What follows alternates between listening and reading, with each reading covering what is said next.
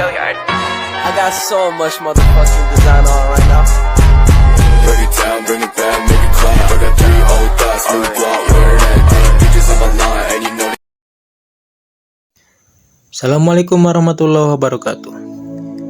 Baik, tema kali ini kita membahas Tugu Peristiwa Cibaliung yang berada di Kampung Dahu, Desa Cihanjuang, Kecamatan Cibaliung, Kabupaten Pandeglang, dan Provinsi Banten.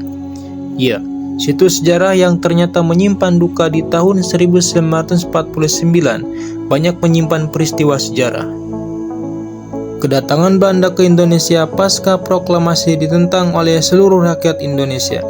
Aksi tersebut diwujudkan melalui peristiwa heroik beberapa daerah. Situasi semakin parah dengan pembatalan perjanjian Renville dan serangan agresi militer oleh pihak Belanda. Diantisipasi oleh pemimpin setempat di Banten, baik dari kalangan sipil maupun militer. Oleh karena itu, Wakil Gubernur Joseph Adiwinata dan Residen Banten Kiai Haji Ahmad Chatib bersama sebagai besar aparat kepolisian yaitu Joseph Martadilaga beserta anak buahnya meninggalkan ibu kota Keresidenan Banten untuk mengungsi ke daerah pedalaman bersama TNI yang diduduki Belanda. Pada tanggal 10 Agustus 1949, pemerintah Republik Indonesia dan pemerintah Belanda mengeluarkan perintah gencatan senjata. Setelah gencatan senjata terrealisasi oleh kedua belah pihak, terjadi perubahan brigade. Komandan Brigade Letnan Kolonel Dr. Eri Soedewi ditarik oleh pusat menjadi Kepala Staf Divisi Siliwangi. Sementara itu, kedudukannya sebagai Komandan Brigade Tirtayasa diganti oleh Mayor Omon Abdurrahman dan Mayor Samsu sebagai Kepala Staf yang dapat nama baru yaitu Komando Militer Daerah. Fase konsolidasi setelah gencatan senjata, TNI menghadapi musuh baru dari bangsa sendiri, yaitu dengan adanya gerakan bambu runcing di daerah Banten Selatan yang dipimpin oleh Khairul Saleh.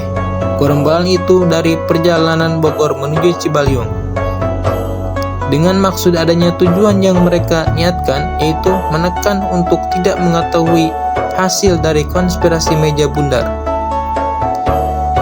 Kondisi masyarakat pada saat itu tidak mengetahui niat rencana dari gerombolan Laskar Bambu Runcing. Dengan adanya penjagaan dan tidak dapat keluarnya salah satu anggota keluarga, setiap kepala keluarga dilakukan sensus untuk mengetahui masing-masing jumlah anggota keluarganya.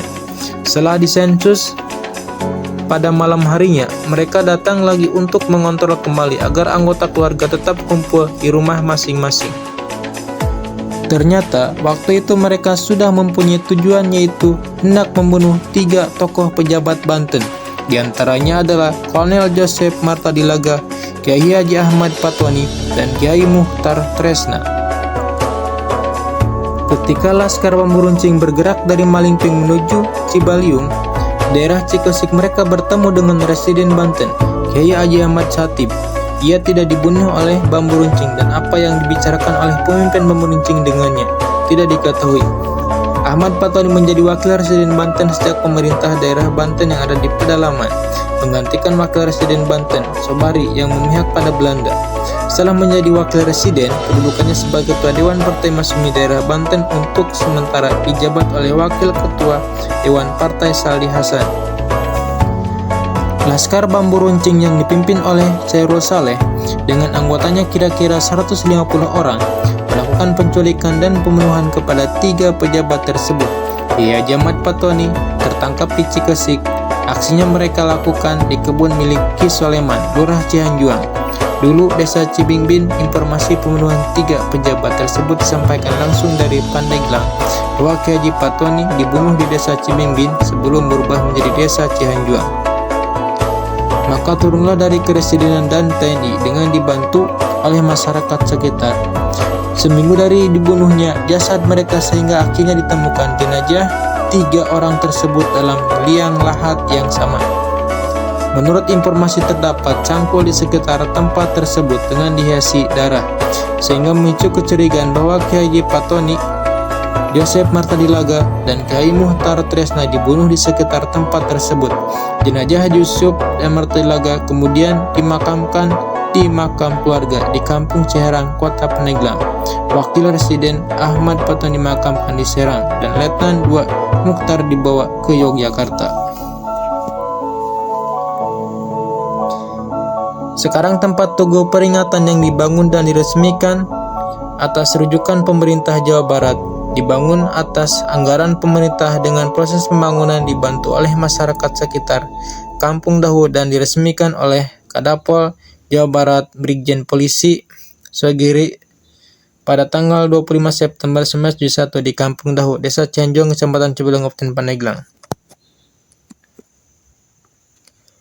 Tugu ini merupakan sebuah penghormatan pemerintah pusat yang dibangun di tempat meninggalnya para jenazah korban keberingasan bambu runcing. Tugu peringatan didedikasikan untuk para pahlawan yang melawan penjajah, namun dalam peristiwa ini sangat disayangkan karena kematiannya justru dilakukan oleh bangsanya sendiri dari kelompok kiri yang bernamakan bambu runcing atau yang masyarakat Cibaliung mengenalnya dengan nama tragedi Cibaliung. Itulah peristiwa dari bambu runcing Cibaliung.